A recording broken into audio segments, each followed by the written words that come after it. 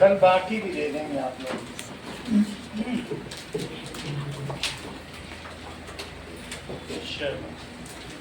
Okay,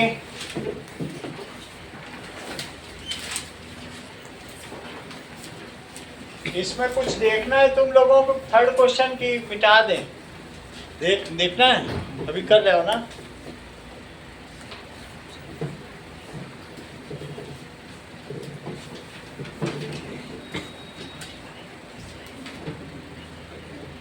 चलिए, हम लोगों ने हाइड्रोनियम आयन देख लिया है। आगे पेज नंबर 24 निकालो। और ये भी देख लिया है कि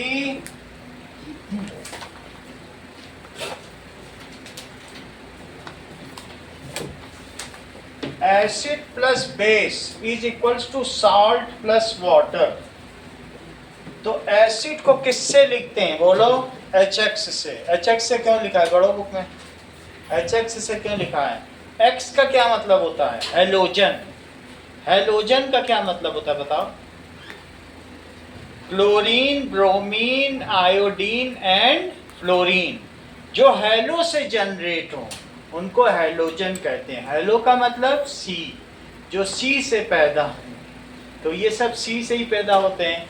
ये जो एल्गे होते हैं उसमें ब्रोमीन होता है, आयोडीन होता है, तो जानते ही हो। और पूरा समुद्र ही सोडियम क्लोराइड है। तो इसलिए ये जितने भी 17th ग्रुप के हैं, जो फूटे कुल्हड़ बारात आई, पढ़ो 17th ग्रुप में क्या लिखा है? फूटे कुल्हड़ बारात आई। FClBrI है कि नहीं? ये सभी X कहलाते हैं। इन सबको क्या कहा जाता है? तो X से क्या मतलब होता है बताओ? हेलोजन। इसका मतलब है FClBrI। समझ में आ गई? तो और इन सब से कौन सा बना? HX। HX से आपने किसका रिएक्शन कराया? M को कहते हैं मेटल। M का क्या सिंबल है? और X का मतलब हेलोजन। तो HX से यानी HCl ले लो, HBr ले लो, HI ले लो, HF ले लो। और MOH है, जरूरी नहीं है कि MOH NaOH ही हो। अब वो Ca होगा तो Ca बाईवैलेंट कैटायन है, तो CaOH होल ट्वाइस हो जाएगा। Al होगा तो AlOH होल थ्राइस हो जाएगा। जो भी होगा बस एक सिंबल बनाया। तो ये आपस में कैसे रिएक्ट करेंगे? इससे क्या बन जाएगा बताओ?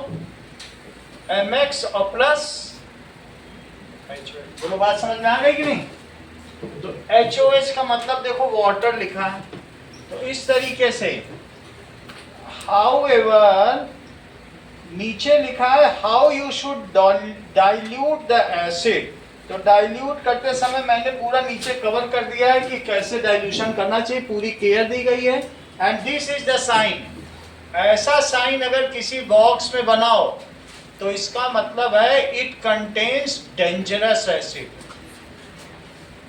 रेड कॉर्नर बना होगा। तो ऐसे में उस बॉक्स के साथ खिलवाड़ मत करना, क्योंकि it contains concentrated acid. MCQ में भी बहुत बार आ चुका है।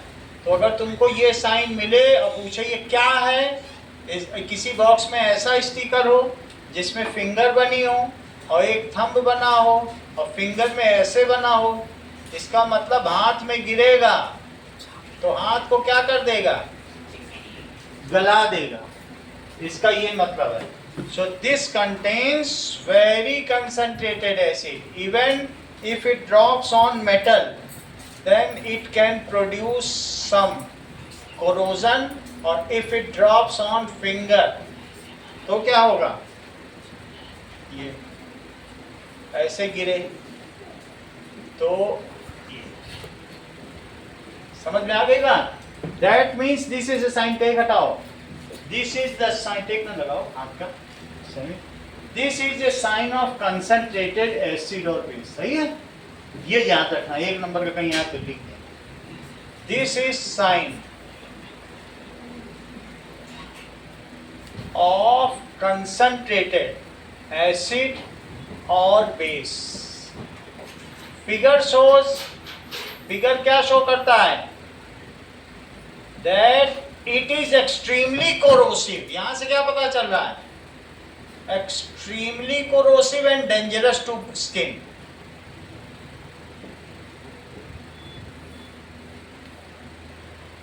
दैट इट इज एक्सट्रीमली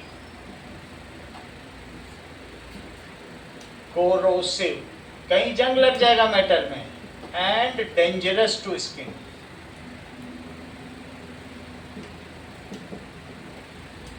ये चीज पूछी जाएगी तो 1 नंबर के ऐसे आएंगे। अब जरा देखिए कंसंट्रेशन से तुम क्या समझते हो? कंसंट्रेशन ऑफ एसिड और बेस।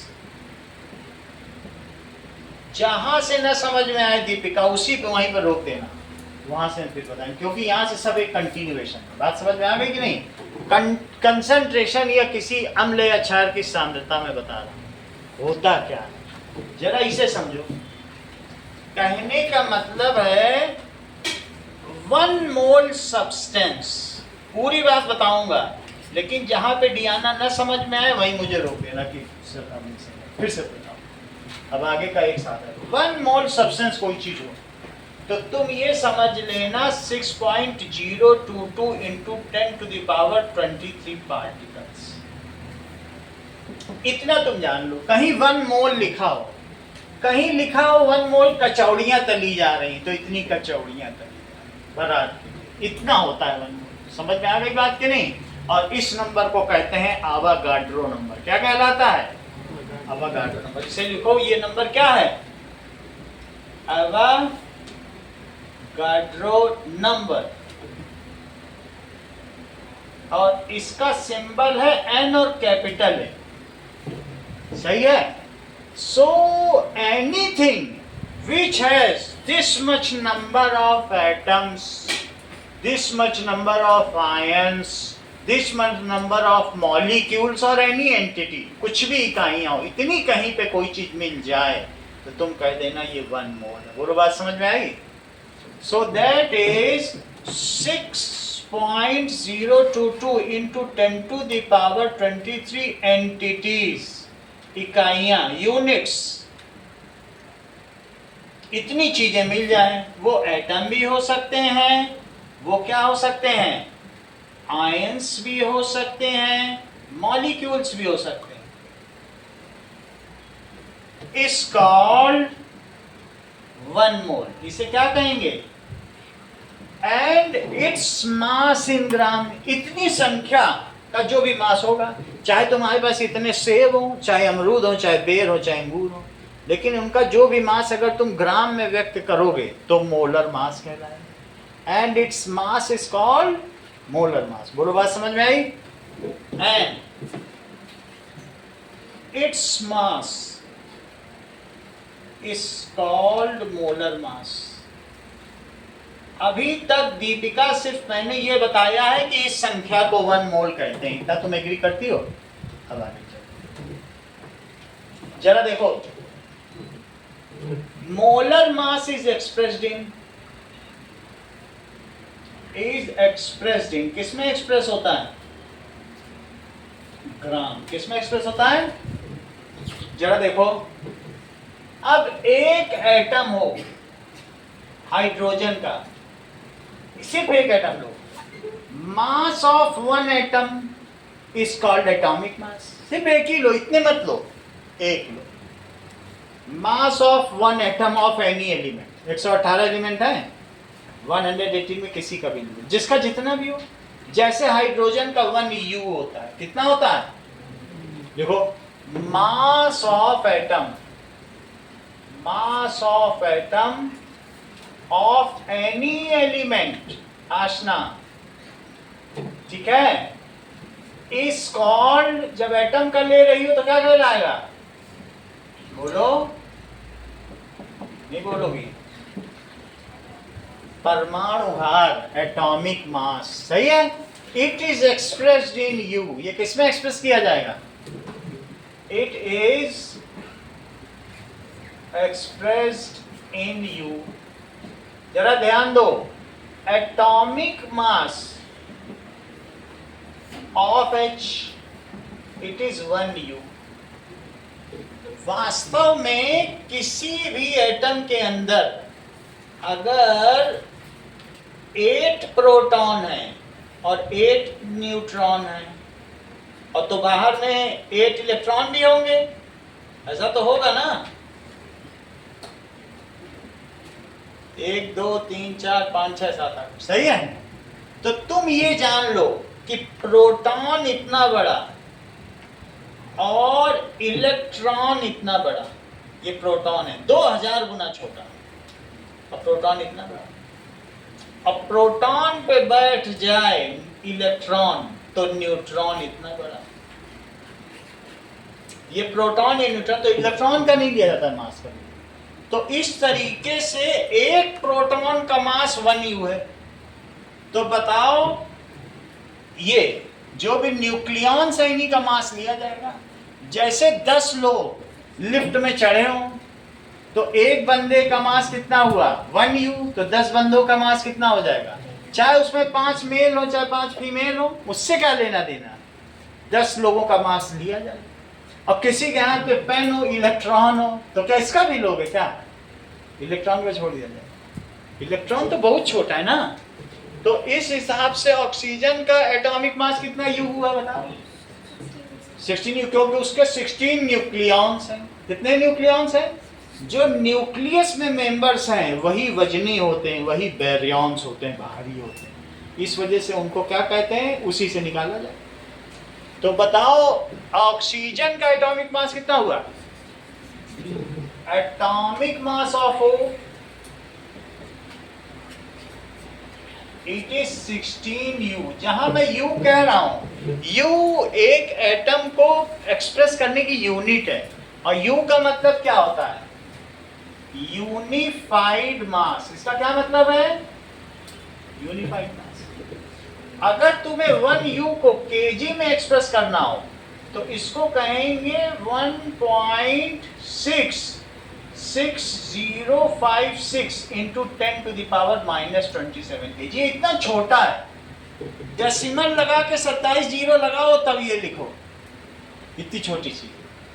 अब हर एक के साथ तो लिखा नहीं जा सकता, तुम्हें डील करना है केमिस्ट्री में, तो अभी ये सब में कॉमन होगा। ये तो वास्तव में एक प्रोटॉन का मास हो गया, तो क्या हर एक में तुम इतना सब लिखोगी? तो सिंपल है, बस न्यूक्लियॉन्स याद रखो और जाके पीछे मल्टीप्लाई कर दो इससे। जब मैं तुमसे 1U बोल रहा हूं तो तुम क्या 1U का मतलब यही समझ रहे हो? तो जब चाहिए, जैसे मैं कह रहा हूं 16U है ऑक्सीजन का मास, तो तुम्हारी मर्जी हो, केजी में चाहते हो तो बस मल्टीप्लाई कर देना इससे, केजी में आ जाए। बस इतना है, न्यूक्लियॉन याद रखो, उससे एटॉमिक मास तुम्हें याद हो जाए। बोलो बात समझ में आ गई?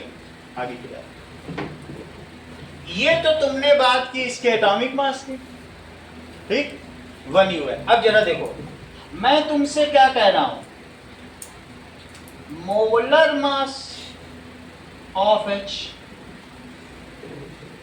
मैं H को कह रहा हूं नहीं इतनी संख्या लो, एक मत लो, एक का तो मास इतना है, इतने लो अवोगाड्रो नंबर, तब तो मोलर मास हो जाएगा लिखा। इतनी संख्या लेने पे जो मास होगा उसे क्या कहोगे, मोलर मास। एक मोल का मास, इतनी संख्या का मास, इतने पार्टिकल का मास। तो मोलर मास ऑफ H को तुम क्या लिखोगे अविश, बोलो, एटॉमिक मास ऑफ H, और उसमें किससे मल्टीप्लाई कर दोगे, अवोगाड्रो नंबर। मोलर मास की संख्या से ही तो मल्टीप्लाई करोगे। और इसको तुमने क्या कहा था बताओ, H का एटॉमिक मास 1U, और अवोगाड्रो नंबर को क्या कहा, बोलो दीपिका, यहां तक समझ में आया? 1U की वैल्यू कितनी है, 1.66056 इंटू 10⁻⁻27। और बोलो Na की क्या वैल्यू मैंने बताई, 6.022 और इंटू 10⁻23। बोलो सही है? कुछ नहीं किया, एक एटम का जो मास था लिखा, हाइड्रोजन के एटम में एक प्रोटॉन का मास लिख दिया, और साथ में हमने कहा नहीं हम 1 मोल लेंगे। कितना लेंगे, तो 1 मोल की तो यही संख्या होती है, इसमें नोबेल मिला है इनको। जरा मल्टीप्लाई तो करो, ये चीज अब केजी में आ गई, क्योंकि ये तुमने केजी में ली थी। केजी से अगर तुम ग्राम में बदलना चाहती तो बोलो किससे मल्टीप्लाई करो? 1000 से, क्योंकि 1000 से करोगी, ये तो प्रोटॉन यहाँ लिखते हैं। तो अगर ये केजी में है और सेमी तुम इसको किस में बदलना चाहती हो? दैट इज ग्राम में। तो डिजिट एक साथ लिख लो, और -27 और +23 भी एक साथ लिख लो, इसे ग्राम में बदल दो, तो 10⁻³ से और मल्टीप्लाई करो। सही है? अब जरा देखो इससे क्या हो गया, 1.66 आ गया। अब 1.66 का अभी हम इससे हाथों हाथ मल्टीप्लाई करवा लेते हैं, तो ये हमको बता देंगे कि जरा इस मल्टीप्लाई से क्या आता है, बताओ। और इधर तुम लोग देख लो, पावर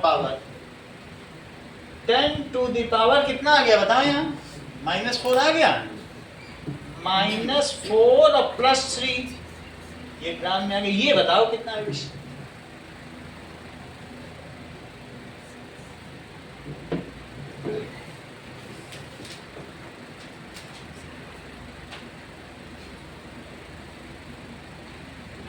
$9.999, यानी कितना हो गया बताओ? 9.9998 और इंटू, आगे देखो, क्या इसे 10 माना जा सकता है रफली? तो इसे मान लो 10, और यहाँ कितना आया डियाना, चेक करो कितने ग्राम। तो 10/10 कितना होता है बताओ? ये तो अपॉन में चला जाएगा ना। 10/10 कितना हुआ? 1 ग्राम। तो हमेशा ध्यान रखना 1U × Na = 1 ग्राम।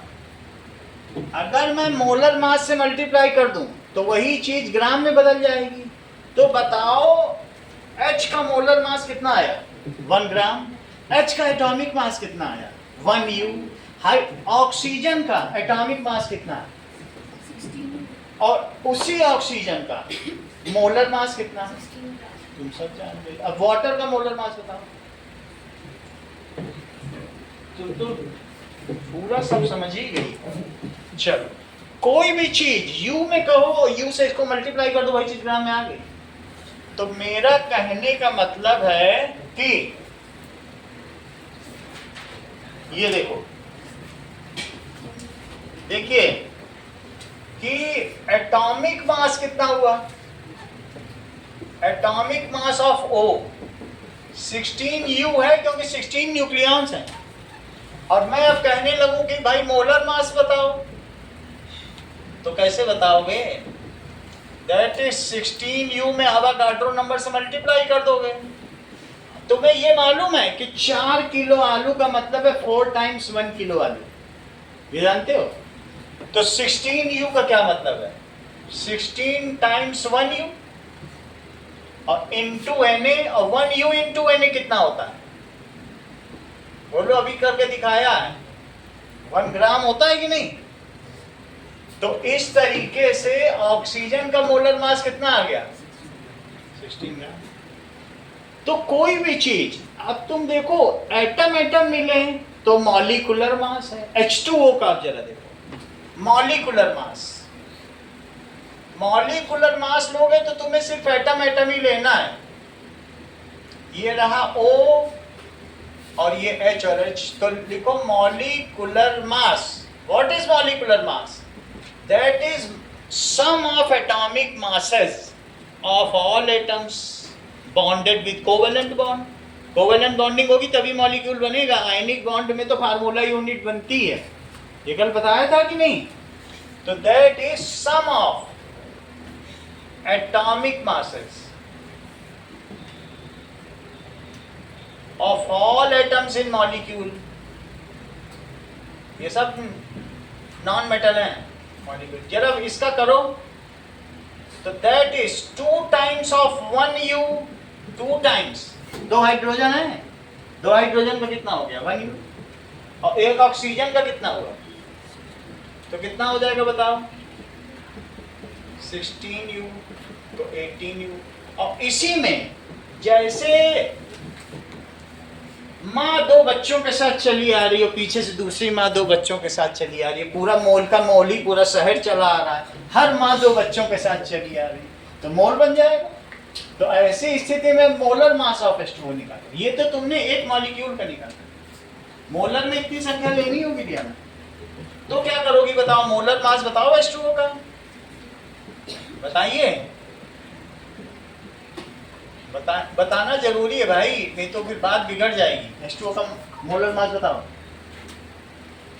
आशना, अनुष्का, वही चीज ग्राम में, और नहीं तो फिर से कहो तो मैं यू में Na का मल्टीप्लाई कहो तो फिर से करके दिखा दो अगर दिक्कत है, वो तो मैंने कर दिया। उतनी में किस सिर्फ तुम्हें anything if it is taken in gram तो मोलर मास समझ में आ गई। मोलर मास ऑफ NaOH बताओ, बताइए। चलो, जरूरी इसलिए पूछ रहे हैं, कुछ चीजें तुम लोगों को पता होनी चाहिए, तो फिर उससे तुम बता लोगे। एटॉमिक मास तुम्हें पता है चीजों का, तो मोलर मास पता कर लोगे। देखो, atomic mass of element hydrogen का कितना होता है? 1U, और इसका मोलर मास कितना होता है? 1 ग्राम। ऑक्सीजन का कितना होता है? 16U, तो ये 16 ग्राम। कार्बन का बताओ सैनी, कार्बन में क्या क्या होता है तो मालूम होगा। अनुष्का, कार्बन का बताओ।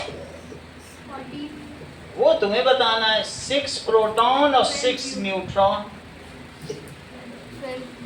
12U। तो इसका मोलर मास बताओ। 12 ग्राम। मीथेन का बताओ। CH4, molar mass. एक कार्बन ले लो, 4 हाइड्रोजन, जोड़ नहीं पा रही हो, कितना आया? बताने में हिचकिचा के लो, गलती तो होगा, बोलो। 16U।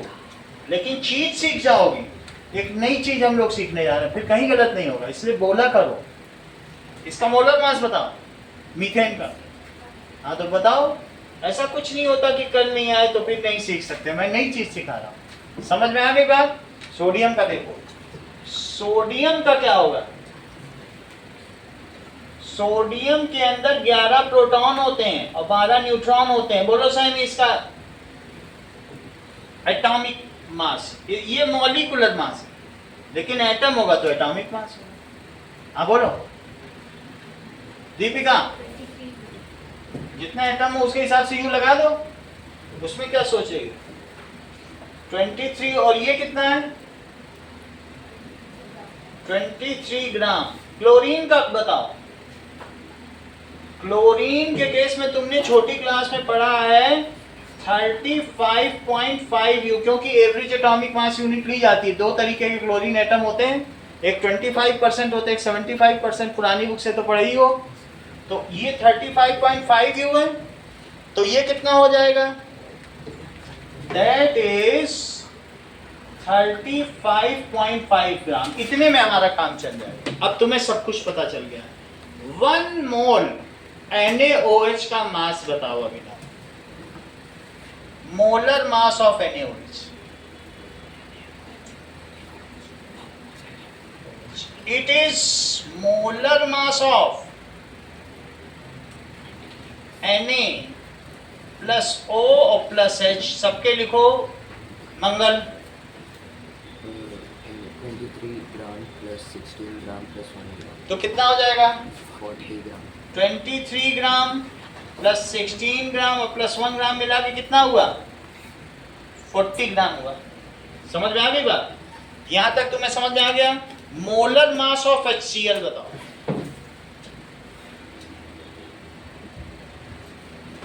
Of HCl, that is molar mass of H और प्लस Cl। ये भी बताइए मंगल। 1 ग्राम प्लस 35.5। 1 ग्राम और प्लस, तो कितना हो जाएगा? 6। यहां तक समझ में आ गया? किसी चीज का मोलर मास तुम्हें समझ में आ गया। अब हम अगली बारी पे चलते हैं, वो लाइन तुम्हारे में आ गई है कंसंट्रेशन, सांद्रता। तो तुम समझो कि कंसंट्रेशन क्या होता है, समझो। एक सवाल तुमसे और पूछेंगे, अगर मेरे पास 80 ग्राम NaOH है तो मेरे पास कितने मोल NaOH है?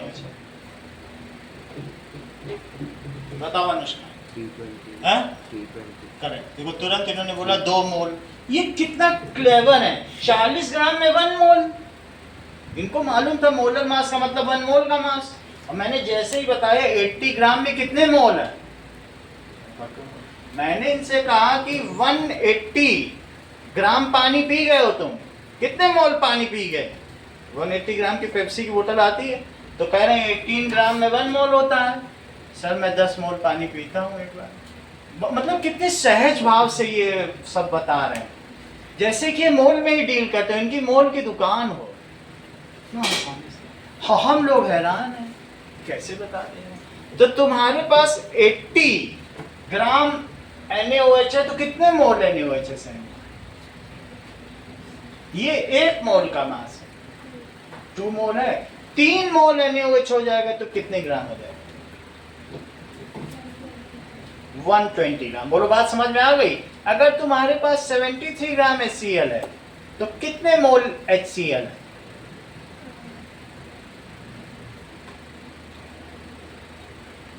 बोलो। 2 मोल, क्योंकि इसका डबल कर लो। सोचती क्या हो, डबल करो। अब देखो, तुमको ये बात तो पता चल गई, लेकिन इसके पीछे जो मंगल ट्रिक लगा रहे हैं उस ट्रिक को समझो। ये नंबर ऑफ मोल कैसे निकालते हैं, जरा वो चीज देखो। देखो, नंबर ऑफ मोल्स का क्या फार्मूला है? Number of moles given mass upon molar mass. जैसे मैं ये कहूं कि if I have 120 gram NaOH, find number of moles, तो कैसे निकालोगे? तो नंबर ऑफ मोल्स कैसे निकालोगे बताओ? गिवन मास, और इसका मोलर मास कितना होता है? 40 ग्राम पर मोल। ये 1 मोल का मास है। कितने मोल का मास है? 40 ग्राम। ग्राम से ग्राम कटा, इससे आया 3, तो 3 मोल आ गया। बोलो बात समझ में आ गई? अगर कहूं if I have 73 gram HCl, convert into number of moles. Number of moles में कन्वर्ट करो, तो कैसे कन्वर्ट करोगे? तो number of moles is equals to given mass by molar mass. ये सिंबल में ऐसे लिखा, नंबर ऑफ मोल्स पॉइंट लिखो, और गिवन मास कितना है? 73 ग्राम। अनुष्का नीचे क्या लिखें? 36.5 ग्राम पर मोल, क्योंकि वही उसका मोलर मास है HCl का। तो दैट इज 36.5 ग्राम पर मोल। ग्राम से ग्राम कट गया, और इससे ये कटेगा तो क्या हो जाएगा? मोल। तो ये कट के 2 आ गया, 2 मोल। यहां तक समझ में आ गई बात कि कितने मोल होते हैं। अब हम बात करते हैं कंसंट्रेशन की। तुमने 9th में भी कंसंट्रेशन पढ़ रखी है। What does it mean by concentration? Concentration of anything, कोई भी सब्सटेंस होगा, सब्सटेंस। कंसंट्रेशन ऑफ जो भी सॉल्यूट भी हो सकता है या कुछ भी हो सकता है, इसका फार्मूला है number of moles of solute जो तुमने मिलाया upon volume of solution in liter, in liter। तो इसका यूनिट क्या हो गया? मान लीजिए if I have mixed 120 gram NaOH, NaOH एक पाउडर होता है, in 2 liter water and made 2 liter solution, 2 liter solution बना दिया, find its concentration, इसकी कंसंट्रेशन बताओ मंगल, यही फॉर्मूला यूज करो। सो कंसंट्रेशन ऑफ सॉल्यूट या NaOH बताइए कितना NaOH होगा? ऊपर क्या लिखे? 120 ग्राम। करेक्ट। और नीचे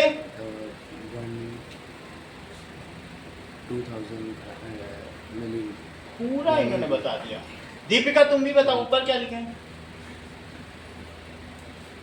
इन्होंने तो अपना कमाल दिखा दिया। कनिष्का यही चीज हम पूछना। देखो 120 यहाँ लिखा था नंबर ऑफ मोल्स, तुम तुरंत समझ गए 120 ग्राम है, यहीं से ऊपर देख लिया 3 मोल हुआ, क्योंकि मोल लिखना।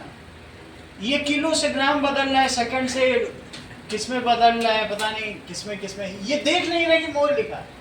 और 120 ग्राम में कितने मोल है? 3 मोल, तो लिखो 3 मोल और बोलो लीटर कितना है? वॉल्यूम इन लीटर, लिखा लीटर में है, कह रहे नहीं हम तो ml में करें, अपना पानी नोबेल पाने के चक्कर में। सही है, तो आंसर क्या आया बताइए? 1.5 मोल पर लीटर। बोलो इतना समझ में आ गया? जो NaOH है पानी में 100% टूटता है, तो जो इसकी कंसंट्रेशन है क्या वही कंसंट्रेशन OH आयन की नहीं हो जाएगी? क्योंकि पानी में जाते ही टूटेगा। बोल बात समझ आई कि नहीं? जो NaOH की कंसंट्रेशन इतने मोल पर लीटर, मोल का मतलब आवागाड्रो नंबर तुम समझ लो, जहां भी होगा ये मोल पर लीटर में होगा, तो तुम्हें इससे ज्यादा मतलब नहीं, बस एक आवागाड्रो नंबर है, मोल लिखा हो तो आवागाड्रो। अब वो चीज निकल गई, आगे का देखो। तो तुम मुझे बताओ OH आयन की कंसंट्रेशन कितनी होगी?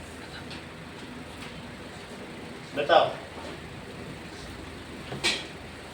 एज NaOH कैसा डिसोसिएट करता है? 100% आयोनाइजेबल, क्योंकि ये स्ट्रॉन्ग बेस है। इसलिए ये मुझे बताओ कंसंट्रेशन ऑफ OH आयन कितनी हुई? यही हो गई, जो इसकी है वही Na+ की भी है, क्योंकि टूटेगा पानी में, तो वही कंसंट्रेशन किसकी हुई? Na+ की भी हुई, और वही कंसंट्रेशन किसकी हुई? वो तो बात समझ में आई? समझो ये मोल है, अब मोल तो उतने बनाए नहीं जा सकते, तो ये 2 लीटर पानी है, जितने लीटर पानी, तो इट इज इक्वल्स टू 1.5 मोल पर। 1 लीटर पानी में इतने मोल होंगे। फिर से समझो, इसको ये कहेंगे कंसंट्रेशन लिखने के लिए स्क्वायर प्रेशर। सही है? Now Digvijay 2 litre water is more added to dilute this solution. 2 litre पानी और मिला दिया गया। Now will the concentration increase और डिक्रीज? ये आगे के 4 क्वेश्चन। अब तुमको फार्मूला भी पता चल गया। तो 2 लीटर पानी हमने इसमें डाल दिया, अब इसकी नई कंसंट्रेशन क्या बताओ? If 2 litre water is added to this solution, आप बताइए what is its new concentration? Answer दीजिए ना। यस, तो वो बढ़ गई कि घट गई? बताइए। डिक्रीज हुई ना। तो न्यू वॉल्यूम बताइए, न्यू वॉल्यूम कितना हो गया? इट इज 2 लीटर और प्लस 2 लीटर 4 लीटर, और नंबर ऑफ मोल से वो पहले ही टूट चुका था। 3 मोल था तो 3 मोल ही OH देगा। क्या मैं 3 मोल तुमने डाला, मैं 3 मोल पूरे के पूरे OH दे दूंगा। Na से Na को तो कोई पूछता नहीं, OH को पूछेंगे। समझ में आई बात की नहीं? तो और नंबर ऑफ मोल्स कितने हैं? तुमने 3 मोल डाला था, क्या वो बढ़ जाएंगे? वो तो जितना खरीद के लाओ, पानी तो फ्री का मिलता है, जितना मिला लो, लेकिन मोल तो 3 ही रहेंगे, और उससे डिसोसिएट भी 3 ही मोल OH होगा। तो नंबर ऑफ मोल्स कितने हुए? इट इज 3 मोल। तो बताइए न्यू कंसंट्रेशन ऑफ OH कितनी हुई? Of OH ion, that is equals to number of moles of OH ion upon volume of solution in liter। तो लिखो number of moles of OH ion upon volume of solution in liter। Value place करो आविश। 3 mole 3 mole divided by 4 है 4 litre, तो कितना आ गया? 0.75 mole liter। मोल पर litre. If the solution is diluted, its concentration decreases। बोलो sentence समझ में आ गया? बहुत कीमती सेंटेंस है, कई नंबर दिलाए। पानी मिला देने से वास्तव में डिनोमिनेटर बढ़ रहा है। जो तुम्हारे मोल थे 120 ग्राम, 120 ग्राम में कितने मोल बने थे? 3 मोल, क्योंकि मोलर मास से डिवाइड करो। एक मोल में 40 ग्राम, तो 120 ग्राम में 3 मोल, उतने ही रहेंगे। तुम बाजार में भी जाते हो खरीदने, वो SGV केमिकल्स में, तो उससे बोलना पड़ता है 2 मोल लेने हो, इसलिए ग्राम ओम में नहीं सुनता है, मोल में पूछता है कितने मोल चाहिए। तो ऐसे तो 120 ग्राम में 3 मोल है, तो तुम क्या लिखोगे यहाँ पे बताइए? मैं जो बोल रहा हूँ वही बोलना। So if acid is diluted, then volume of solution increases, but number of moles does not increase। बोलो बात समझ में आई? As denominator increases, but numerator remains same, so the net fractional value decreases। बोलो बात समझ में आ गई? अब इस चीज को लिखें कि, और इसी पे अगले 5 क्वेश्चन भी हैं और एक्सरसाइज के 3 क्वेश्चन भी हैं, 7-8 क्वेश्चन। चलो, when acid, ऐसा एसिड में भी होगा, और बेस इज डाइल्यूटेड, बेस को भी डाइल्यूट करो तो पानी बढ़ता चला जाएगा, ये तो वही रहेगा। when acid or base is diluted, then volume of solution increases।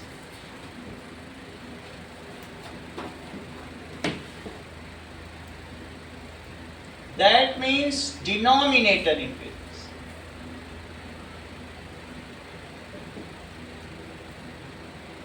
But numerator, number of moles remains constant। वो तो constant रहेंगे। That is numerator remains constant।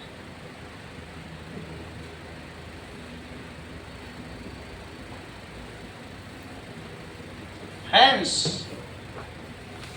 जो वैल्यू ऑफ कोशेंट, इस चीज को कोशेंट कहते हैं, जो चीज अपॉन में लिखी रहती है उसको क्या कहते हैं? कोशेंट। वैल्यू ऑफ कोशेंट भी बोल सकती हो, फ्रैक्शन भी बोल सकते हो आप। वैल्यू ऑफ फ्रैक्शन डिक्रीजेस, यानी क्या चीज घट गई? सांद्रता। कंसंट्रेशन का क्या मतलब है? सांद्रता। हेंस, अभी इसने बताया, हेंस कंसंट्रेशन ऑफ एसिड और बेस डिक्रीजेस। बोलो बात समझ में आई? हेंस कंसंट्रेशन ऑफ एसिड या बेस डिक्रीजेस। फिर से कनिष्का तुमसे फार्मूला पूछा जा रहा है, तुमको बताना है कि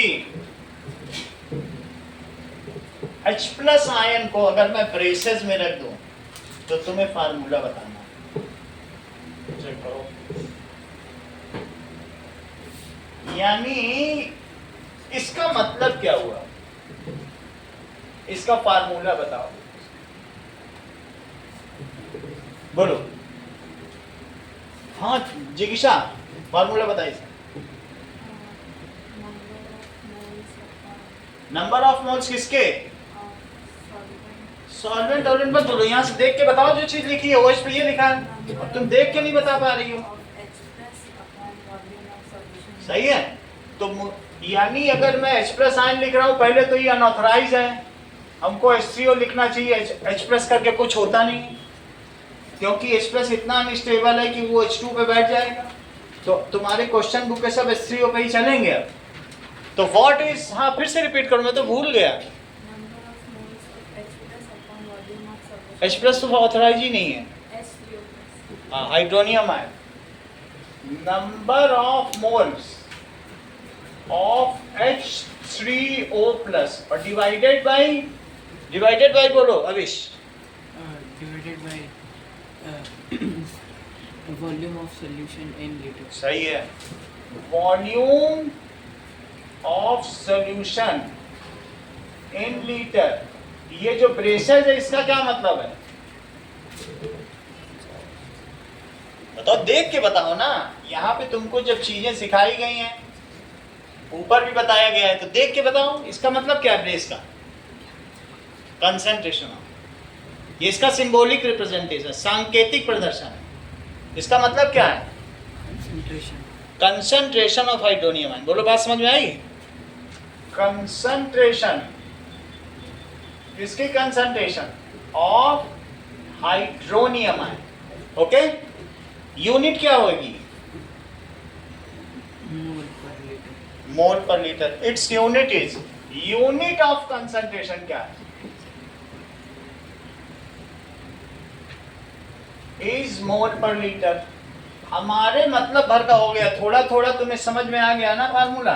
अब हम पांचों सवाल करें, और ये एक से एक बढ़ के इंपॉर्टेंट है, ठीक है? समझ के करोगे तो सब हो जाएंगे, और ऐसे रटने वाले नहीं है ये।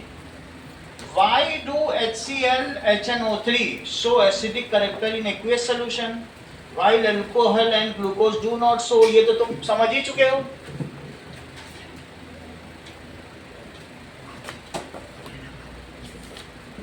चलो, HCl and HNO3 are strong electrolytes। ये सब क्या है? Electrolytes। They dissociate completely in water. They dissociate, पूरी तरीके से टूट जाते हैं। Completely, these लिख लो, क्योंकि they तो ह्यूमन के लिए आता है। These dissociate completely in water to release। Deepika क्या रिलीज करेंगे अगर डिसोसिएट हो जाएंगे? H plus ion, hence so acidic character। इसलिए क्या करते हैं?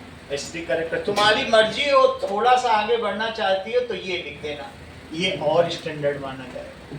hence release H3O plus ion. सही है? अब जब जान गए तो यही लिखो, सही यही है। आगे कहीं क्लास में H प्लस नहीं लिखा है, तो तुम्हें छोटी क्लास में तो शुरू से पढ़ा रहे थे तो ऐसे किया गया, वो भी बाद में बदल दिया गया। Hence release H3O plus ion, so acidic करेगा। जब जो रिलीज करेगा वही तो ब्लू लिटमस को रेड कर पाएगा। शो 8 बजे तक क्लास है, एसिडिक करेक्टर। आगे बताओ। But glucose and alcohol are, वो कैसे हैं?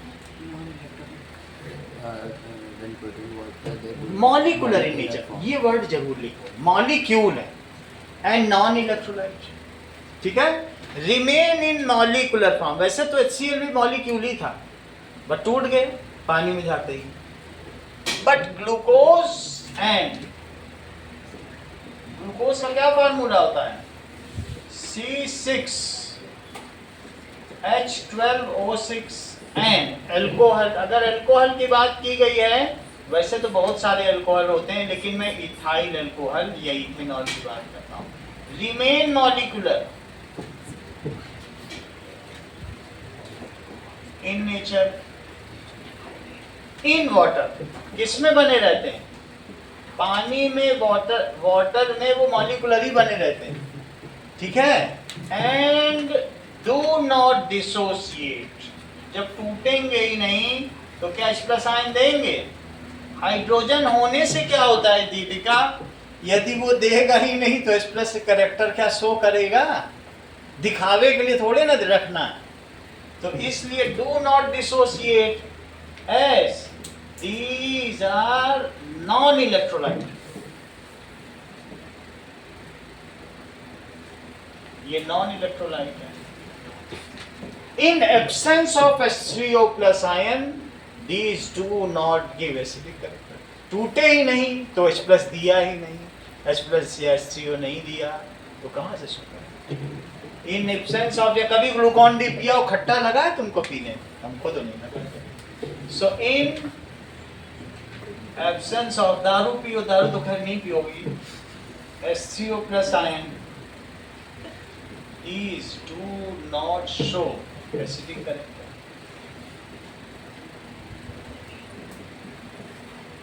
सुनते चुनाव में बहुत बांटी जाती है, बाबा जी कुछ इस मामले में है कि नहीं? Now, why does an aqueous solution of acid conduct electricity? अगला सवाल पढ़ो। एसिड प्रियांशु क्यों कंडक्ट करता है aqueous solution of acid? क्योंकि वो इलेक्ट्रोलाइट होता है और H3O प्लस रिलीज करता है। सही है, जो कि चार्ज कैरियर है, हेंस इट कंडक्ट, यही लिख लो। Acid dissolved in water, dissolved in water acts as electrolyte.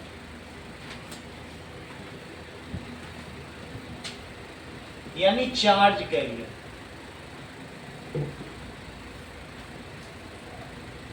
It dissociates to produce H3O plus cation and some anion. अब वो एनायन कोई भी हो सकता है, हमें ज्यादा मतलब नहीं है। हो सकता है वो Cl माइनस, उसका काउंटर पार्ट है, HCl भी हो सकता है, HNO3 भी हो सकता है। तो ये तो देगा नहीं और साथ में ये भी दे देगा, एक एनायन भी तो देगा। या सल्फेट भी दे सकता है, जिसने हाइड्रोजन फ्लोराइड या हाइड्रोफ्लोरिक एसिड बनाया है तो वो भी दे सकता है, उतना हम ज्यादा जाएंगे नहीं, बट ये दे सकता है। So it produces cation and some anion. This charge carrier acts as electrolyte and moves to opposite terminal when potential difference is applied. Hence conduct electricity. This charge carrier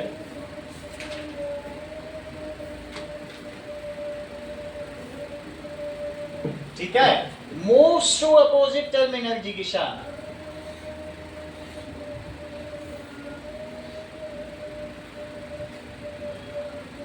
When potential difference, battery लगाओगे तो उसको potential difference कहते हैं, is applied. एक and को plus एक को minus बना दो तो उसको पोटेंशियल डिफरेंस कहते हैं। बैटरी लगाने से ही तो होता है, ठीक है। And conduct electricity.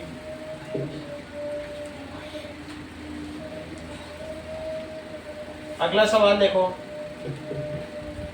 why does dry HCl not change the color of dry litmus paper?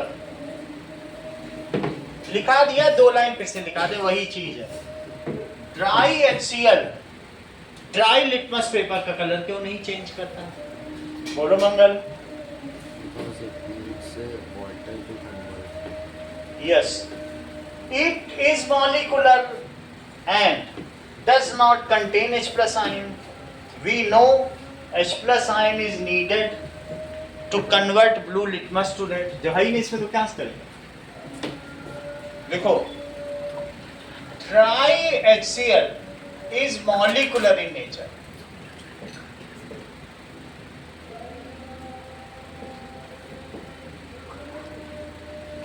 It does not contain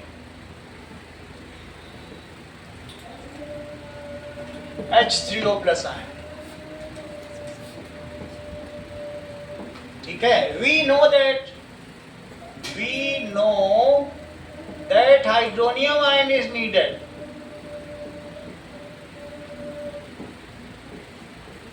Needed to convert. Sentence पूरा करो Digvijay.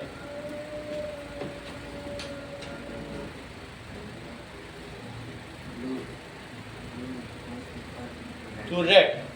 Blue litmus to red.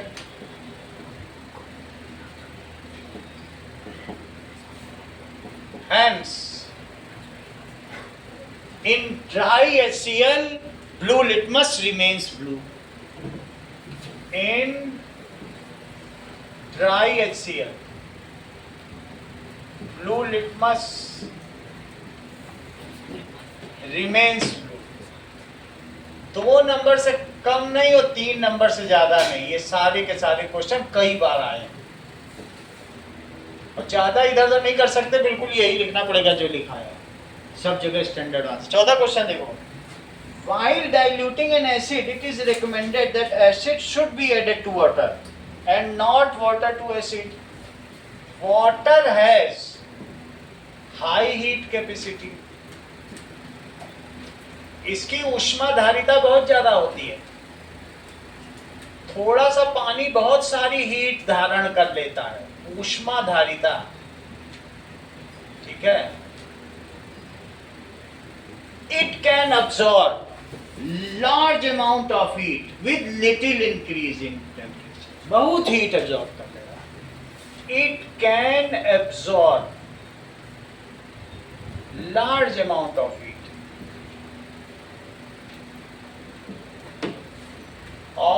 heat with little increase in temperature.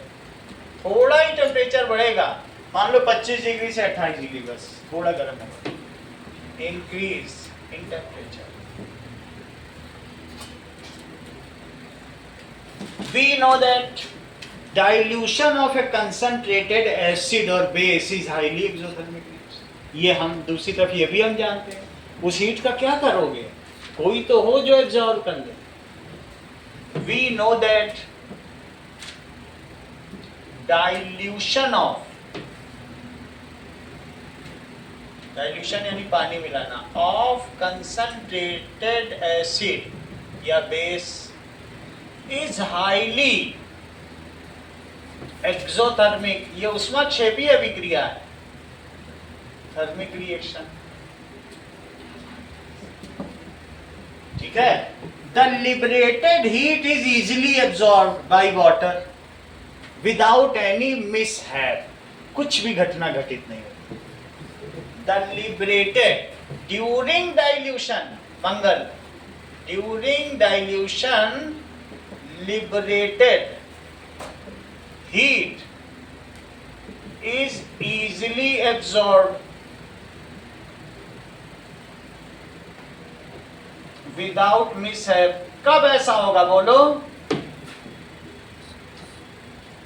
If we add acid to water, because water large amount में पूरी bucket में लेके रख दिया या इतना लिया, जरा सा एसिड 2-2 बूंद डाल तो आराम से कर लेगा. और इतने सारे एसिड में तुमने थोड़ा सा भी डाला, एसिड बिगड़ जाएगा. कहेगा कहाँ मिला दे रहे हो, हम हीट नहीं एब्जॉर्ब करते, उछल जाएगा. एसिड में क्षमता ही नहीं है. If is little acid is added to large amount of, ठीक है. If acid is added, ठीक है, क्या लिखा है? To water. On other side क्या होता है? If water is added to acid, then due to small heat capacity either beaker में break और the acid में splash on us. सही है. उल्टा काम करो. अब तुम क्या डालो? अब तुम एसिड लो और एसिड में क्या डालो? बोलो. पानी. तो ये स्प्लैश हो जाए या बीकर ही टूट जाए. और यहाँ हम खड़े हैं, ये हमारी आँख है, इसी पे गिर जाए.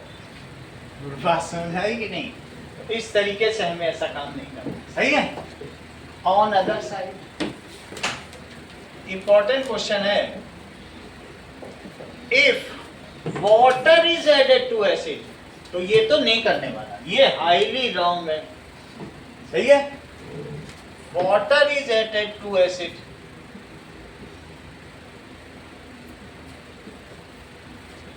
then due to small heat capacity, उसकी ऊष्माधारिता कम है। बालू को तुम आग में रखो बड़ी जल्दी गर्म हो जाती है, लेकिन पानी रखो आग में तो बहुत देर में गर्म होता है। बालू की भी कम है, बालू में धूप निकलते ही गर्म हो जाता है। और झील का पानी कूद जाओ 4 घंटे बाद भी मजा लो, पानी होता है कि नहीं। सन भी उसको गर्म नहीं करता। Due to small heat capacity, ठीक है। इफ वाटर इज एसिड में स्प्लैश कर जाएगा ऑन अस और बीकर में ब्रेक। अगला सवाल लेते हैं, 5th question. How is the concentration of hydronium ion affected when a solution of acid is diluted? Kanishka. Concentration of hydrogen hydrogen ion decreases. Why? Because molecule of hydrogen ion are same by the volume decreases. Molecule ना बोलो, number of, Number क्योंकि ऊपर number of moles लिखा ना, वो वही रहता है। हमारे फार्मूले में मॉलिक्यूल नहीं आता, मोल पे चले, सही है। तो अच्छा आंसर दिया, लिखो इस चीज को कि दैट इज, अब ऐसा लिखो, ये लाइन तुम लिख दोगे तो 1.5 नंबर तो तुम्हारा यही हो जाएगा। Number of moles of H3O+ और नीचे क्या लिख दो बताओ, वॉल्यूम ऑफ सॉल्यूशन। ये 3 नंबर का क्वेश्चन है, in litre. When we dilute acid, then Mangal sentence पूरा करो। When we dilute acid, then the concentration of HCO3 plus decreases as the number of moles of H3O plus remains constant, but volume of solution. सही है, बिल्कुल ठीक। Volume of solution increases, ये बढ़ गया, but number of moles of HCO+ ion remains same. पानी डालने से H3O थोड़ी ना बदल जाए, remain same. Numerator remains same, but denominator increases. So क्या होगा, concentration of H3O+ पानी मिलाने से, शरबत में कह दो और पानी मिला दो, 10 बाराती आ गए, 20 बाराती, तो क्या उतना मजा आएगा शरबत में? क्या तो कोई बात नहीं, पेप्सी में पानी मिला के चला दो। मेरी जब शादी हुई थी तो मेरे ससुर जी ने पेप्सी में पानी मिलवा दिया, इतनी पतली पतली लग रही थी पीने में। बोले कितने बाराती उतना पानी मिला दो। अब उस समय तो इंतजाम हो नहीं सकता था, तो सब लोग बिगड़ गए, ये कैसी पेप्सी पिला रहे हैं। समझ में आ गया? तो ये वही हाल हुआ कि नहीं, वो भी तो एसिड है, कार्बोनिक एसिड। अगला सवाल देखो, that is how is the concentration of hydroxide ion affected. अब उल्टी बात, अब दूसरा पूछा है OH आयन। यदि तुम NaOH में और NaOH डाल दो, एक्सेस बेस, या दूसरा डाल दो CaOH होल ट्वाइस, बेस डालो, अब के पानी ना डालो, एक बेस है उसमें और बेस डाल, तब क्या होगा बताओ। अब न्यूमरेटर बढ़ेगा, ठीक है, ऐसा नहीं होगा कि वॉल्यूम नहीं बढ़ेगा, बट फिर भी OH आयन ज्यादा बढ़ेंगे, और जो ज्यादा बढ़ेंगे हम उसी की बात करेंगे, नीचे की बात ही नहीं करेंगे। बढ़ेगा तो थोड़ा वॉल्यूम तो बढ़ेगा, लेकिन असली में तुम OH आयन मिला रहे हो। तो लिखो इस चीज को कि अगर किसी बेस में तुमने एक्सेस बेस मिला दिया, सवाल पढ़ो क्या लिखा, यही तो लिखा है, पानी ना मिलाओ, क्या कह रहा बताओ, किसी बेस में प्रियांशु क्या मिला दो, एक्सेस बेस मिला दो। एक्सेस बेस का मतलब क्या होता है, ज्यादा कंसंट्रेटेड मिला दो, 1.5 मोल पर लीटर वाले में 4 मोल पर लीटर वाला मिला दो, तो क्या होगा, समझ आई बात कि नहीं। एक 1.5 मोल पर लीटर, उसमें बढ़िया शरबत रूह अफ़ज़ा मिला दो नया नया, और बड़ा मजेदार बन जाए, होगा कि नहीं। देखो 6th क्वेश्चन, इफ सबसे पहले तो डियाना तुम ये लिखो, प्रेशर लगाना मत भूलना, that is number of moles of OH ion, यहां नहीं लगेगा प्रेशर, ये मोल पर लीटर के लिए लगा upon volume of solution in litre. देखो if excess base is dissolved, if excess base is dissolved in given base, and उसका सेंटेंस पूरा करो, then बोलो, Number of moles increases. Number of moles बोलने से नहीं चलेगा, of OH ion increases, hence Concentration of OH ion, बस volume की तो बात ही मत करो, नहीं तो ज्यादा डिस्कशन हो जाएगा, और 12th का क्वेश्चन बन जाएगा। ये तो क्वेश्चन 12th में भी वहां पूरा लिखा जाता है, अभी के लिए इतना ही ठीक है, 10th के हिसाब से इतना से नहीं, ये बढ़ गया हैंस, और ये लिखने से ही तुम्हें 1.5 मार्क्स मिल रहा है। हैंस कंसंट्रेशन, जब OH बढ़ गया तो नहीं बढ़ जाएगा। फिर से देखो, एक बेस है और उसमें तुम एक और बेस मिलाए दे रहे हो, जिसमें CaOH होल ट्वाइस वाला बेस, तो OH ही तो बढ़ा, ये NaOH है, तो तुम अल्टीमेटली तुम्हारे सोल्यूशन में OH बढ़ रहा है कि नहीं बढ़ रहा है, तो उससे क्या हो गया, concentration of OH ion increases. बोलो दीपिका, ये समझ में आ गया तुम्हें यहाँ तक, अच्छा काम किया तुमने। अब आगे की बात देखो, जरा तुमको एक बात मालूम है, that is ionic product of water, या इसके बारे में दीपिका कोई जानकारी नहीं है, बताओ, है तो ठीक है, नहीं तो बताओ, चलो हम बता दें। बुक में पहले 1-2 लाइन लिखी, लेकिन पढ़ रही हैं ये, लेकिन फिर भी मैं अपनी तरफ से पहले बता देता हूँ, सही है। आयनिक प्रोडक्ट ऑफ, एक जनरल जानकारी, इन न्यूट्रल वाटर, न्यूट्रल की अविश मतलब क्या है, बोलो, डिस्टिल्ड वाटर, जो कुकर से भाप निकली उसको ठंडा कर लो, कुछ भी ना हो, mineral free water, in neutral water या डिस्टिल्ड वाटर सबसे अच्छा वर्ड है, ठीक है ना। In 1 litre of water there are 10 to the power -7 mole per liter HCO plus ion and 10 to the power -7 mole per liter OH ion are present.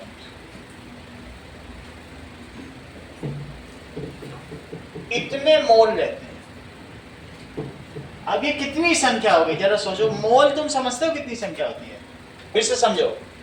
10, मेरा कहने का मतलब है HCO की कितनी कंसंट्रेशन पाई गई, बताओ।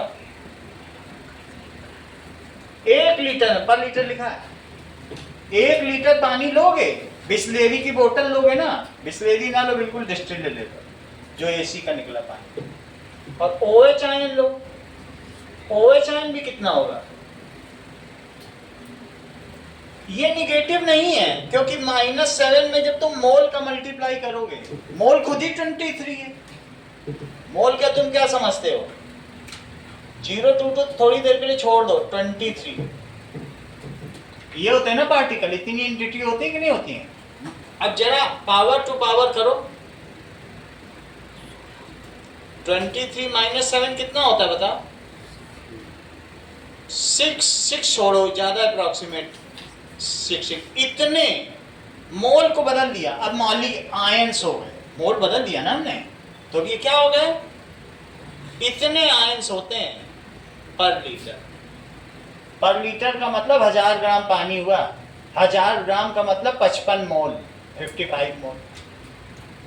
तो फिर भी इतनी संख्या होती है, समझ में आ गई?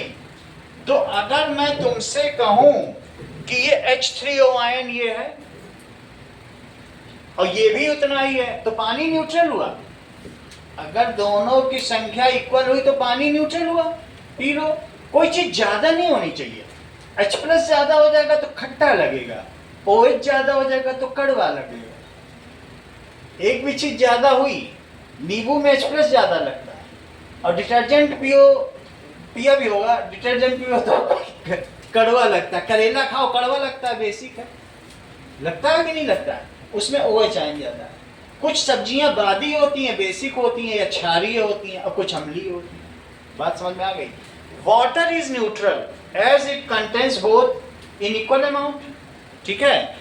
The product of hydrogen ion concentration या hydronium ion concentration and OH ion concentration is called ionic product of water. ये सेंटेंस लिखो, ये इंपॉर्टेंट। किसका प्रोडक्ट? और इनटू OH आयन की कंसंट्रेशन का प्रोडक्ट। तो कितना होगा बताओ? 10 to the power -7 into 10 to the power -7। Kanishka कितना आ जाएगा?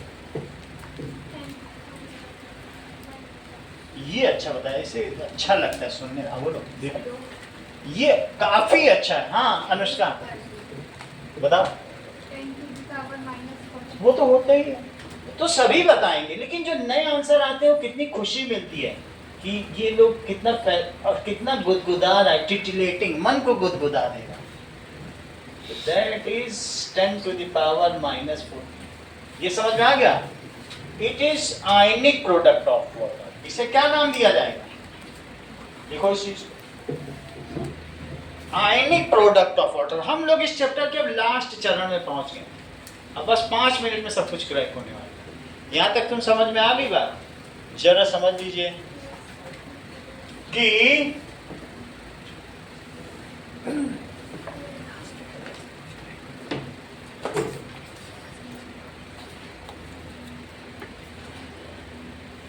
देखिए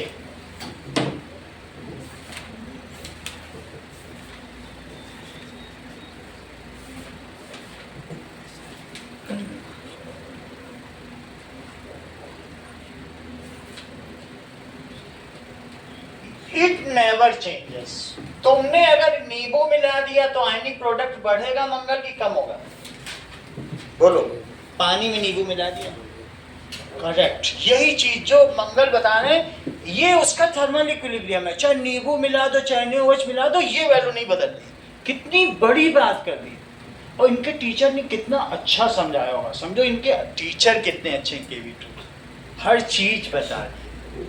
इन्होंने कहा तुम इसमें पूरी दुनिया का OH डाल दो और पूरी दुनिया का HCl डाल दो, तब भी ये नहीं बदलेगा। आपने देखा आपके सामने आपका एक साथी इस तरह की बातें कर रहा है। चलो लिखो इस चीज को। इस चीज को क्या लिखा जाएगा? Product of H3O ion concentration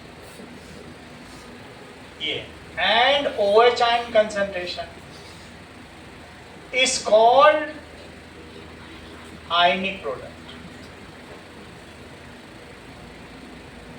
of water।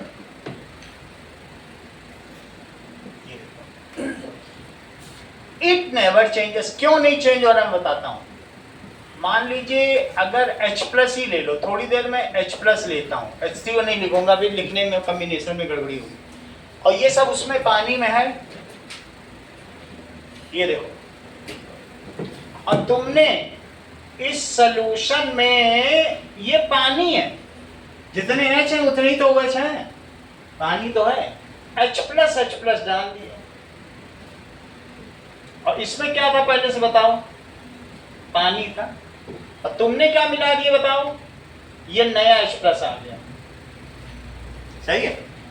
तो जो नए H प्लस आ जाएंगे उनकी बाढ़ आ जाएगी, वो वाटर से अब ये OH से कंबाइन कर लेंगे। तुमने H डाला है तो वो वाटर बन जाएगा।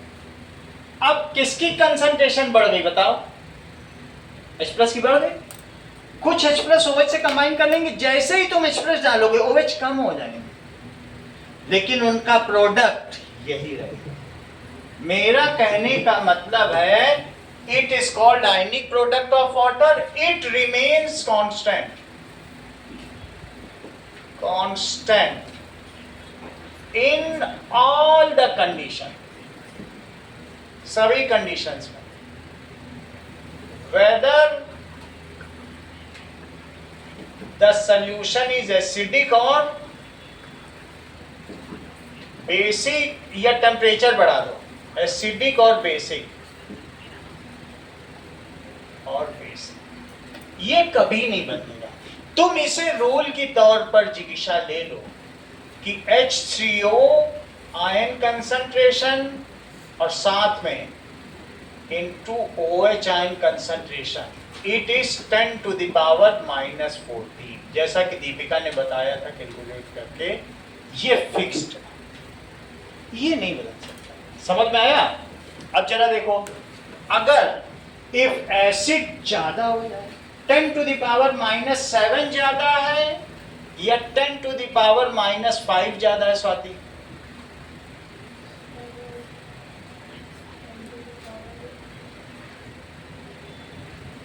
अब तुम बताने में दिक्कत करोगे दिया ना। हाँ, ये ज्यादा है, 100 होना ज्यादा है, 100 से मल्टीप्लाई करो तभी आए। सही। मेरा कहने का मतलब है, तुमने इसमें 100 मोल डाल दिए और बढ़ जाएगा।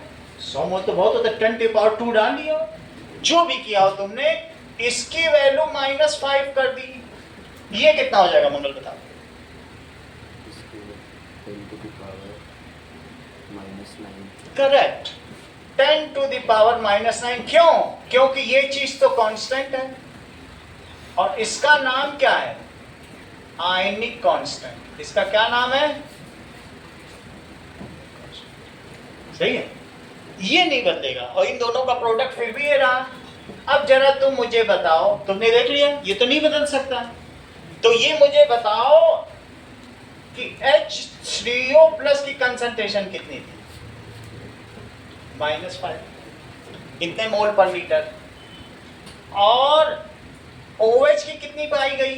OH अपने आप कम हो जाएगा, बहुत H डालोगे ना, सब OH कंबाइन करके चले जाएंगे, H ही रह जाएंगे तो वापस, तभी तो चीज एसिडिक होती है। अब बहुत बेस डाल दोगे तो बेस H प्लस को सबको ले जाएगा, एक चीज तो कम हो ही जाएगी, तभी तो चीज बेसिक होती है। ये देखो OH कितना मिला? 10 टू द पावर -9 मोल पर लीटर। बोलो किसकी कंसंट्रेशन आसना ज्यादा है? H3O प्लस की। तो H3O प्लस कंसंट्रेशन को ब्रेसेस में लिखते हैं, ज्यादा निकले। सही है। सो सॉल्यूशन कैसा हुआ? So solution is acidic, solution is acidic. फिर से बताओ आशना, अगर H3O की कंसंट्रेशन कम हुई OH से तो सॉल्यूशन कैसा होगा? अब OH ज्यादा, OH डाल दो तो H प्लस कम हो जाएंगे। Solution is basic. अब दोनों को इक्वल कर लो तो क्या होगा बताओ दियांशु? दोनों न्यूट्रल। समझ में आ गई बात? ये शायद अगले पेज पे तुम्हारे में लिखा होगा, सॉल्यूशन। ये 3 कंडीशन, कब बेसिक होगा कब एसिडिक होगा। जरा ध्यान दीजिए कि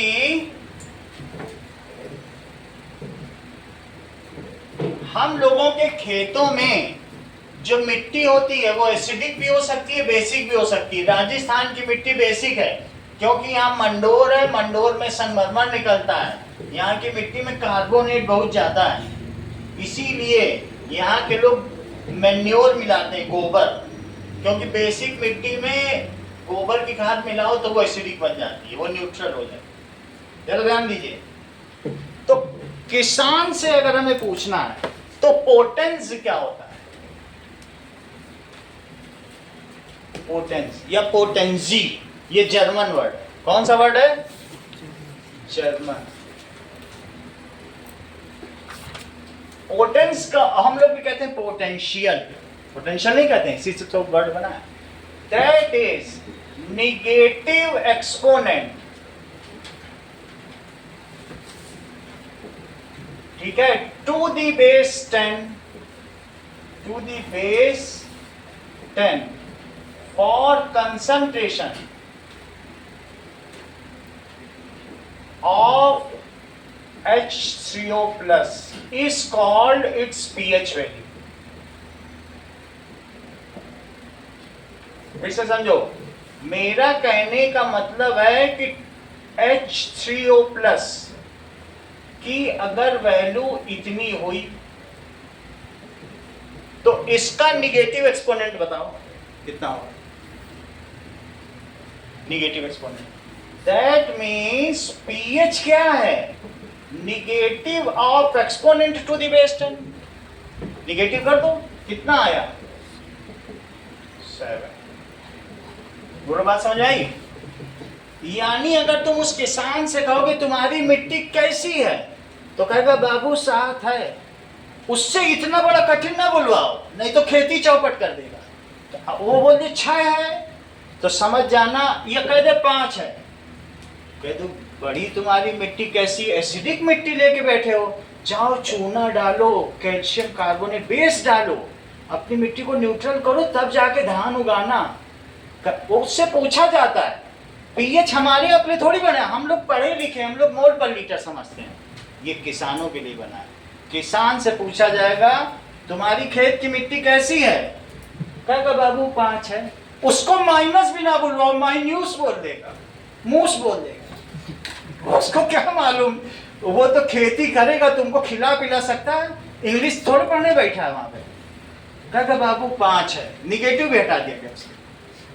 negative exponent to the base 10 of the concentration of H3O। समझ में आ गई बात कि नहीं? तो निगेटिव एक्सपोनेंट लिया, निगेटिव ऑफ द एक्सपोनेंट। आप ऐसा भी समझ सकते हैं, निगेटिव किसका? Of the exponent. ऐसा भी निगेटिव ऑफ एक्सपोनेंट, समझ गई? अब जरा देखो POH किसे कहते हैं? Negative of the exponent of OH and concentration. समझ में आ गई बात? देखो इस चीज को, POH negative of exponent of OH to the base 10 of OH ion concentration is called POH। OH ऊपर लिखना, नीचे नहीं लिखना, बात बिगड़ जाएगी। जैसे मैंने लिखा ऐसे इसमें नहीं। अच्छा मुझे बताओ, न्यूट्रल वाटर के लिए POH कितना होता है? बताओ। 10 to the power -7 मोल पर लीटर, ये न्यूट्रल वाटर के लिए। तो अब इसमें POH की वैल्यू बताओ। निगेटिव ऑफ एक्सपोनेंट लो जरा। तो अब मुझे बताइए कि pH और प्लस POH की वैल्यू क्या होती है? POH that is equals to 7 plus 7, तो कितनी आगे बताइए? 14।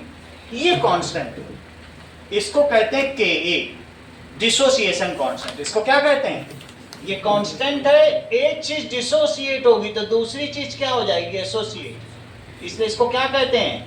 डिसोसिएशन कांस्टेंट आगे की चीज तुम अगली क्लास में पढ़ोगे, बट अभी जान लो इसको के कहते हैं या के डब्ल्यू, वाटर का डिसोसिएशन। किसका कांस्टेंट? वाटर का डिसोसिएशन कांस्टेंट। सही है। अगर पीएच बढ़ेगा, तुम इतनी बात जान लो, ये फार्मूला आसना अपने माइंड में रखो। अगर मैं पीएच 4 बोलूं तो तुम्हारे माइंड में पीओएच कितना होना चाहिए? बताओ, बताइए। 10 होना चाहिए। इतनी बात समझ में आ गई? अगर पीएच 4 है और पीएच 10 है तो सोल्यूशन एसिडिक है कि बेसिक? वो आपको बताना है। Yes, it is so basic कि आशना ने कितनी आसानी से बता दिया। अब हम लोग भी देखें, देखो कितने आसानी से इन्होंने बता दिया। हम लोग भी सीखें आशना कैसे ऐसा कर ले रही है। हम लोगों के पास तो ये जादू नहीं। क्वेश्चन है, if pH is 4, find nature of solution. Nature of solution. तो pH अगर 4 है, तुरंत ही आशना के मन में आया कि H3O की कंसंट्रेशन कितनी हो गई? 10 to the power -4 मोल पर लीटर, क्योंकि 4 का मतलब माइनस लगा होगा। सही है। pH 4 है तो pOH कितना होगा? बताओ, pH प्लस pOH कितना होता है?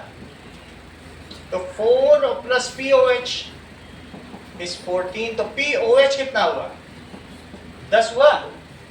तो OH की कंसंट्रेशन कितनी हुई? चेक करो, 10 to the power -10 मोल पर लीटर।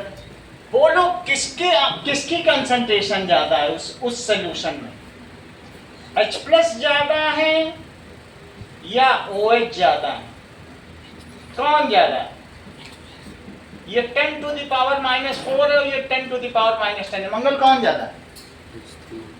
H3O प्लस ज्यादा है, इसीलिए आशना ने इसे आप समझो कितनी बेसिक मैथ्स इन्होंने लगाई और हर चीज बता दी।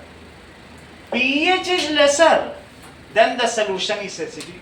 देखो 7 से कम होते ही जितना कम होने लगा, देखो 4 आ गया कि नहीं?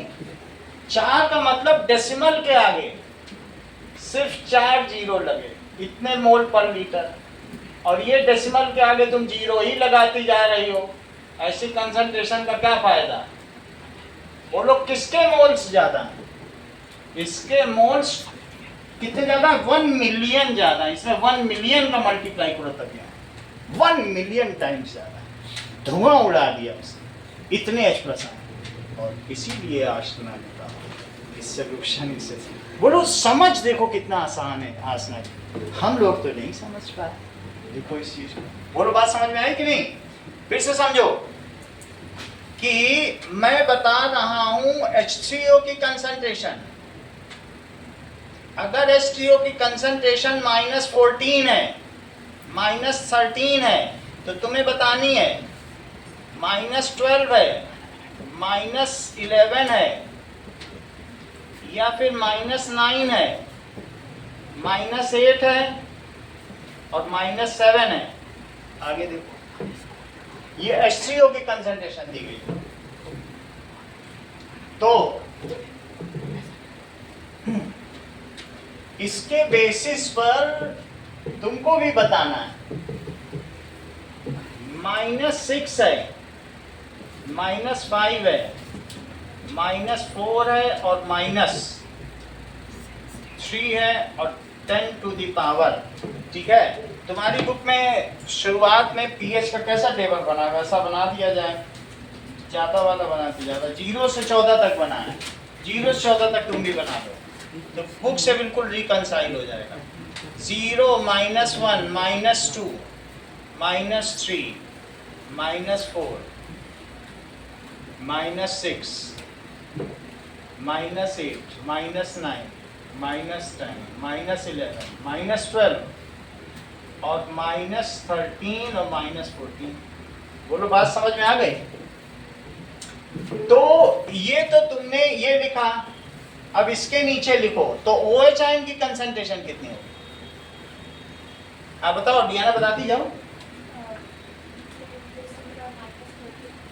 10 रेस की पावर -14, क्योंकि तुम्हें आयनिक प्रोडक्ट पता है, जो H प्लस आयन और OH आयन है उनका आयनिक प्रोडक्ट क्या है, HCO प्लस और इसका 10 रेस टू द पावर -14, तो मल्टीप्लाई वही आना चाहिए। ये बताओ डियाना, आगे बताओ, बस बाकी देखो ये ठीक सही है ना। और -10 -9, हाँ राजवीर सही है, तुम तो जानते हो।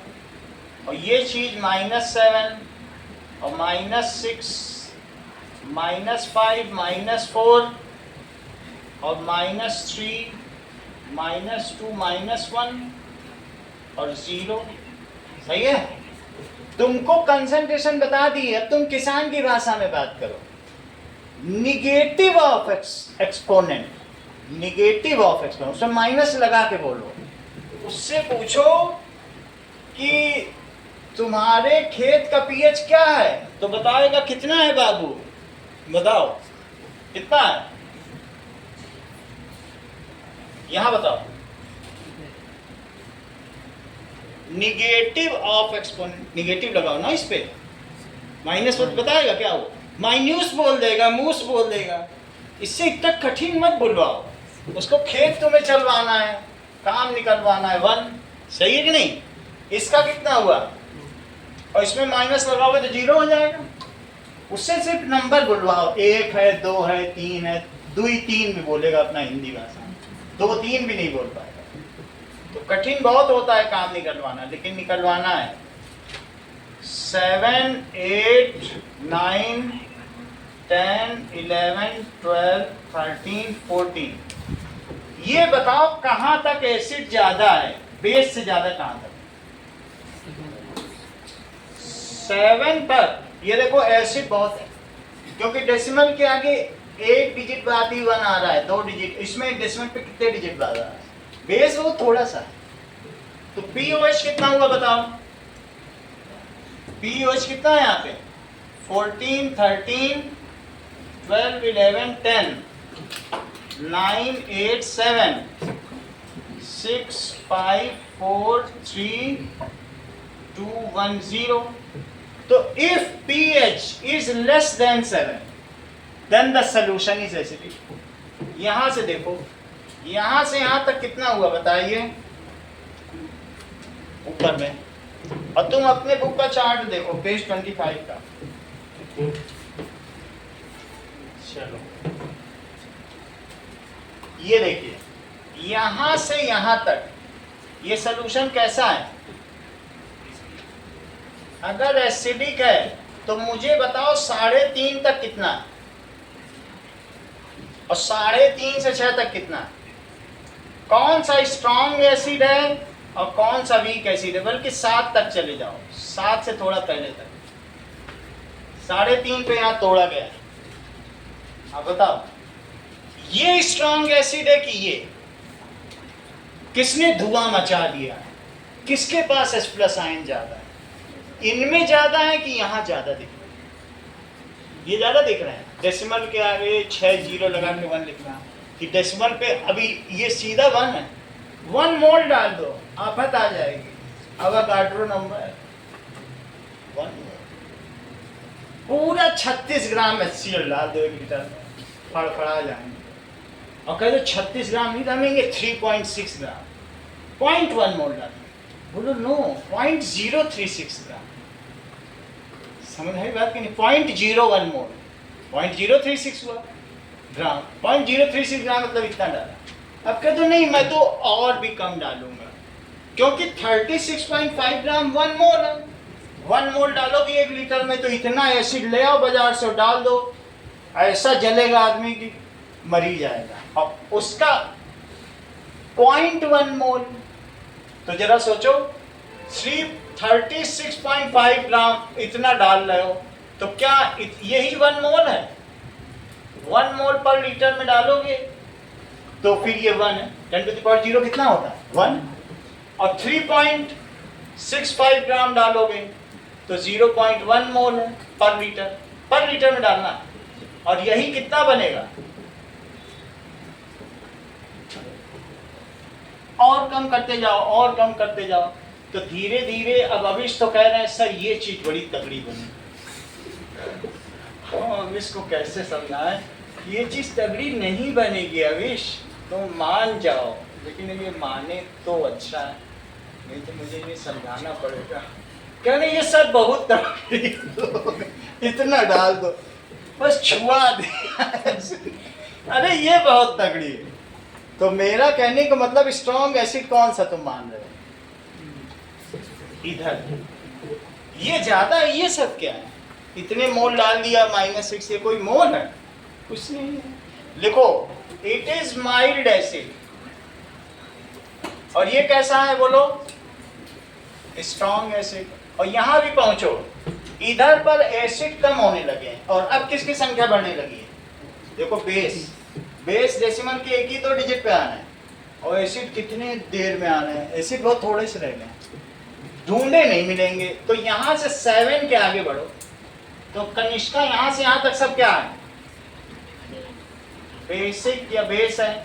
तुम मुझे बताओ कि 10.5 तक क्या है, बहुत अच्छा, वीक बेस या माइल्ड बेस, जैसे डव साबुन होता है माइल्ड बेस है, वो अपने आप को कहता है। और ये कैसा हुआ बोलो, देख लो धुआं मचा दे। 40 ग्राम NaOH ला के डाल, जैसे मैं 36.5 डाला था, अब की 1 मोल, 40 ग्राम को NaOH को 1 मोल जानती हो, अब 4 ग्राम डालोगी तो 4 ग्राम 0.1 मोल है, 0.4 ग्राम, तो फिर क्या होगा, और कम हो जाएगा। तो इस तरीके से ये अविश क्या हुआ, ये स्ट्रॉन्ग बेस। तुमसे 1-2 सवाल बस पूछेंगे बेचते बेचते कि एसिड का पीएच कहां से कहां तक होता है, कहां से कहां तक होता है, इतना बताओ तो पता चल जाए कि तुम बोलो। तुम हर चीज जान गए, मंगल तुम भी बताओ। 0 to <7, ऐसे बोलो जैसे वो बोल रहा है, वो भी टेक्निकल है ना, ये भी 2 का ही बंदा है, वही बर्गर वो भी खाता है। एसिड का पीएच कहां से कहां तक होता है उसने बताया, कहां से कहां तक, 0 to <7, और बेस का पीएच कहां से कहां तक होता है,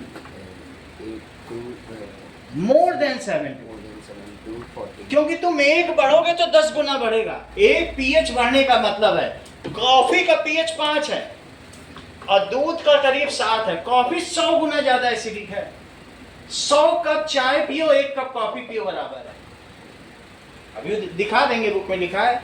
तो ये बताओ बेस का पीएच कहां से कहां तक है, बेस का 7 से मोर है, more than 7 to 14। एसिड का पीएच कहां से कहां तक है, बेस का पीएच कहां से कहां तक है, यही तो क्लास खत्म हो।